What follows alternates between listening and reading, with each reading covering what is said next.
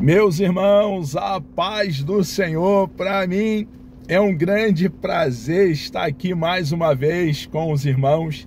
A nossa finalidade aqui é compartilhar um pouco da palavra do Senhor nosso Deus, e nessa sequência temos estudado a primeira carta do nosso tão amado apóstolo Pedro.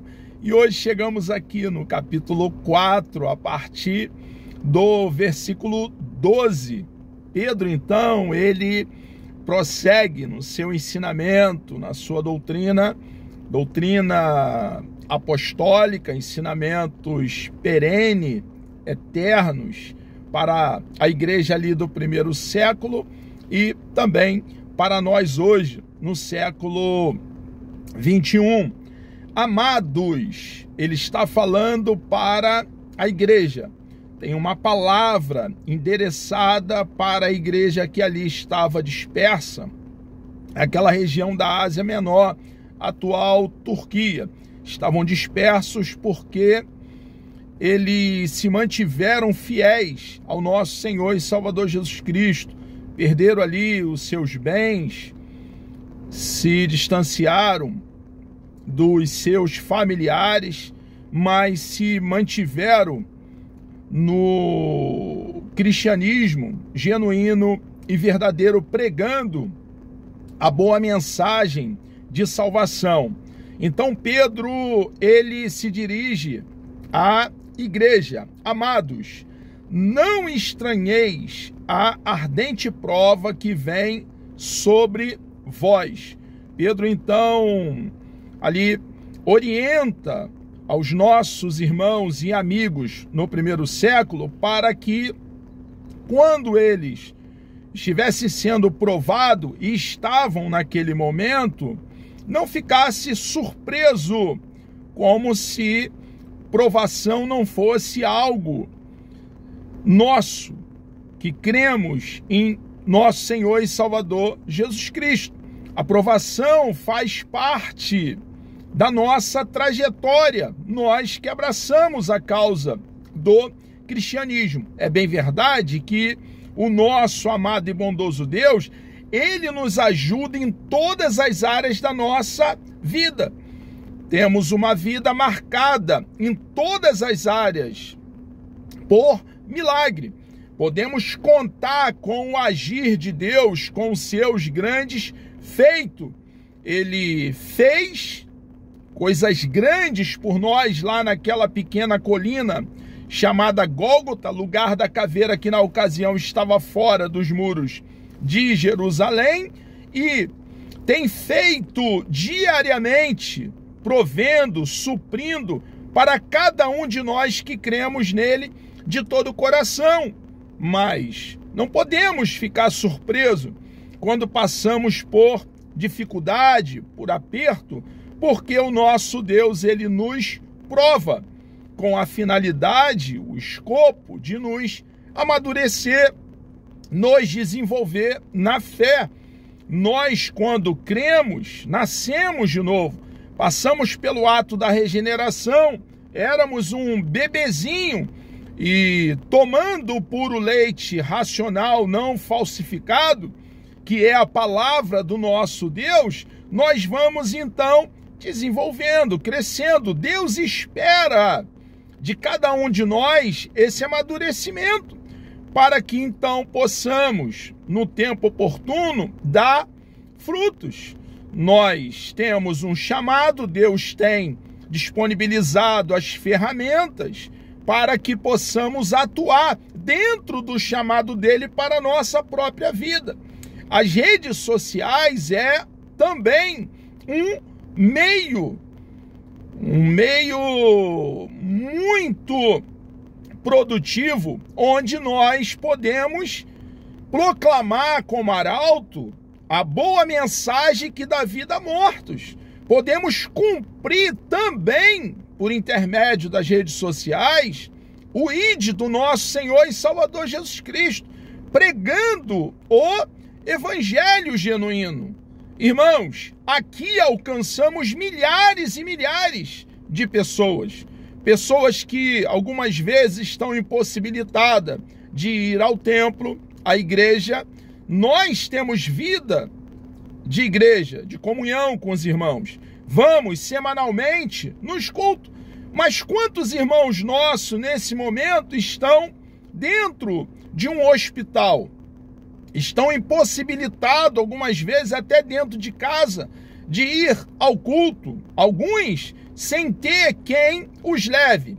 E os nossos irmãos têm a oportunidade de ouvir a palavra de Deus. Muitos pastores, muitos obreiros, muitos irmãos e irmãs, muitas igrejas estão aí com o canal em tempo real, no momento do culto, espalhando a boa mensagem de salvação. E quantos que não compreenderam ainda a palavra de Deus são alcançados pelas redes sociais. Então nós precisamos entender que enquanto estivermos aqui em peregrinação, temos uma missão. Fomos vocacionados pelo nosso precioso, amado e bondoso Deus, o Deus de toda graça, para esta obra, irmãos.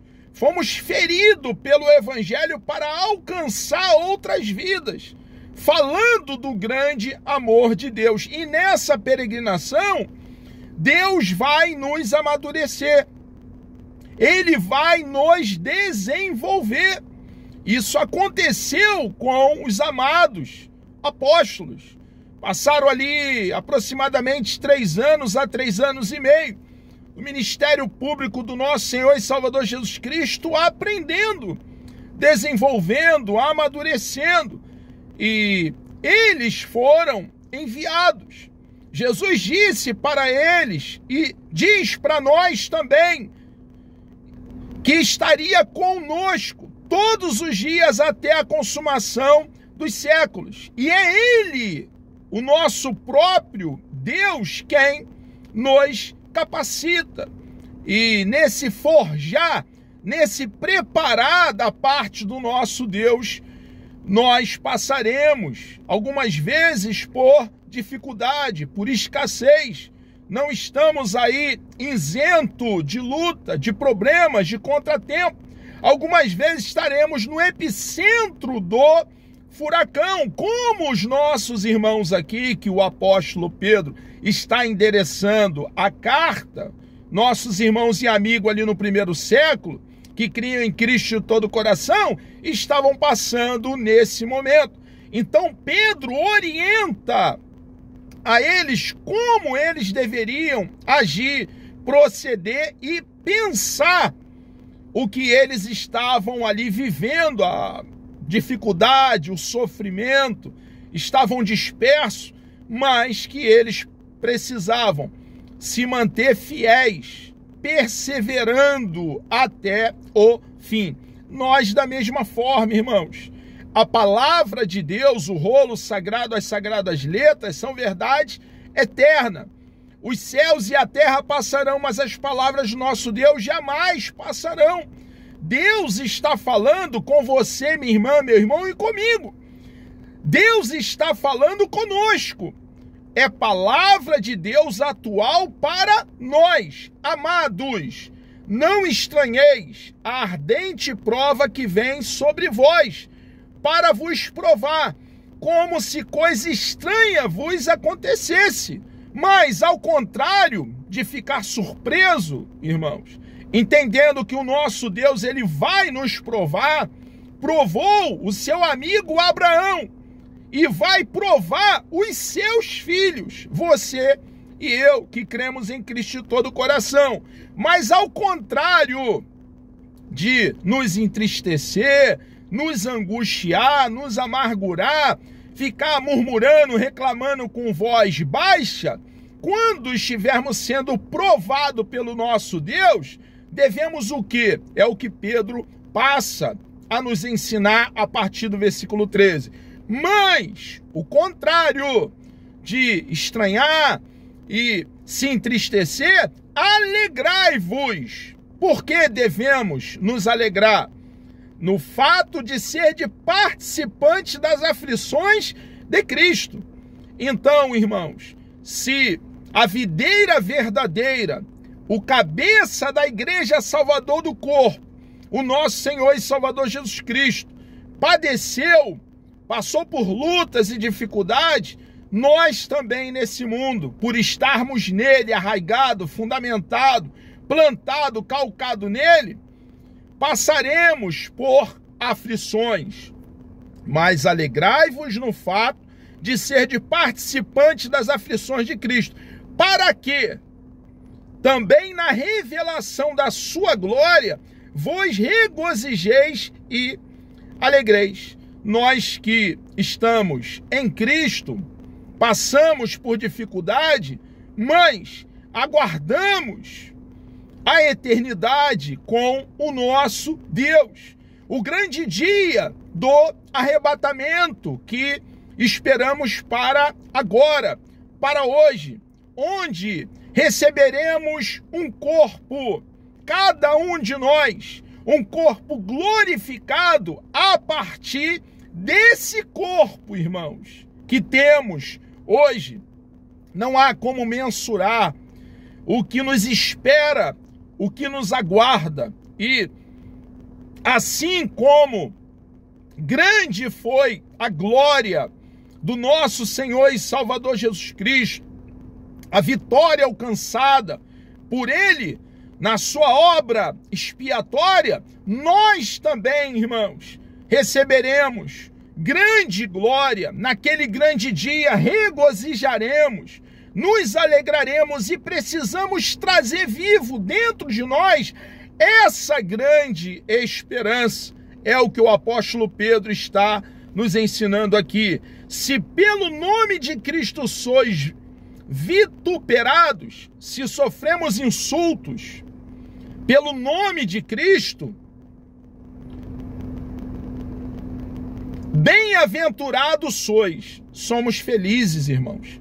Estamos, como traduz nos registros veterotestamentários do Antigo Testamento, quando aparece essa palavra bem-aventurado, o amado argelino André Churaqui, estamos em marcha, estamos caminhando para os braços daquele que proveu vida eterna, salvação, aquele que é a nossa herança, o nosso quinhão, o nosso galardão, a nossa porção. É para ele que a igreja marcha feliz. Nós que cremos em Cristo de todo o coração, ao contrário de dar um passo para frente e 3 passos para trás, sabemos para onde estamos caminhando. E o nosso Deus, irmãos, está conosco. Ele é o nosso paladino, defensor do seu povo. Nunca nos deixará desamparado, jamais nos deixará só. Está conosco nesse momento. Podemos contar com aquele que nos chamou para essa grande obra. Se pelo nome de Cristo sois vituperados, insultados, bem-aventurados sois felizes, porque sobre vós repousa o Espírito da glória de Deus. Irmãos, há como mensurar o que é ter o Espírito da glória de Deus repousando sobre nós? O Espírito de Deus residindo dentro de nós, nos fez, cada um de nós, casa, morada, tenda, tabernáculo, templo, santuário. Não há como pesar em balanças o que Pedro está nos ensinando aqui, irmãos. E essa verdade deve nos trazer grande refrigério, grande contentamento, grande consolação. Que nenhum de vós, ele permanece falando para nós, a igreja, nossos irmãos ali, amigos no primeiro século, e você, minha irmã, meu irmão, e eu hoje, igreja do século 21, que nenhum de vós padeça como homicida, ou ladrão, ou malfeitor, ou como que se entremete em negócios alheios. Que esse sofrimento, padecimento, não tenha motivo nem razão. Que não seja consequência das nossas más atitudes, más ações, mas ao contrário, que padeçamos como cristão, não é motivo de nos envergonhar, é o que Pedro está dizendo aqui. Mas se padece como cristão, não se envergonhe. Ao contrário, quando Pedro usa aqui, antes glorifique a Deus nessa parte, irmãos, devemos glorificar o nosso Deus com o coração cheio de ação de graça, reconhecido que somos de tudo que Ele já fez por nós, lá naquela cruz. Jesus quitou a nossa dívida, a dívida que tínhamos com Deus Pai. Ele morreu uma morte vicária em lugar de outra, em seu lugar, minha irmã, meu irmão, no meu lugar. Abriu o caminho de acesso a Deus novamente e satisfazendo a justiça divina, quando cremos nele de todo o coração, a sua justiça nos é imputada e passamos a desfrutar de paz com Deus. Grande foi a obra realizada pelo nosso Senhor e Salvador Jesus Cristo, e devemos, quando passarmos por dificuldade, por luta, glorificar o nosso Deus. Porque já é tempo que comece o julgamento pela casa de Deus. E se primeiro começa por nós, qual será o fim daqueles que são desobedientes ao Evangelho de Deus? Deus, ele trata, ele disciplina os seus. E nunca, nos registros vétero e neotestamentário, Deus empurrou o pecado para embaixo do tapete. Deus é um Deus que pune o pecado. O salário do pecado é a morte. Aqui está um alerta para os de fora dos nossos arraiais, dos nossos acampamentos. Se o julgamento começa pela casa de Deus, imagina o que Deus não fará com aqueles que viram as costas para ele, que o desprezam. Nós precisamos entender que a ira de Deus não está em antagonismo com o seu amor. Deus é um Deus irado contra o pecado e ele vai punir o pecado. Ama o pecador e dá oportunidade até para aqueles que o odeiam, mas é um Deus que derrama juízo. É um alerta para aqueles que dão de ombro para a boa mensagem de salvação, o Evangelho. E se o justo apenas se salva, onde aparecerá o ímpio e o pecador? Precisamos entender, irmãos, que o céu é lugar para os nascidos de novo. Não haverá na eternidade nenhum que não tenha passado pelo ato da regeneração. Foi o que o nosso Senhor e Salvador Jesus Cristo ali estava ensinando. Aquele membro do Sinédrio, Supremo Tribunal de Jerusalém, compôs 70 homens e um sumo sacerdote, chamado Nicodemos. E nós, então, precisamos, irmãos, nós que estamos em Cristo, permanecer nele até o término da nossa carreira. E se o justo apenas se salva, onde aparecerá o ímpio e o pecador? Portanto, também os que padecem segundo a vontade de Deus, encomendam-lhe. Estamos passando por dificuldade, por luta, devemos entregar a nossa alma ao fiel Criador e permanecer fazendo o bem. Amados, chegamos aqui ao término de mais uma exposição nessa preciosa carta, a primeira do nosso tão amado apóstolo Pedro, Deus me dando vida. Até lá, querendo o nosso amado e bondoso Deus, no próximo encontro estaremos falando aqui a partir do capítulo 5. Vamos orar? Deus amado, nós louvamos e engrandecemos o teu nome. Obrigado por essa grande oportunidade que o Senhor nos concede estarmos aqui falando da tua palavra com verdade. Ó Deus, continue conosco, somos dependentes inteiramente do teu norte, da tua ajuda, Senhor amado. Nos governa, meu Deus, dentro do teu querer e da tua vontade para que possamos continuar cumprindo o nosso chamado, meu Senhor, aqui nessa peregrinação. Peço uma bênção especial sobre todos aqueles que estarão participando de mais essa exposição da tua palavra. E assim, ora, agradecido por tudo, em nome de Jesus.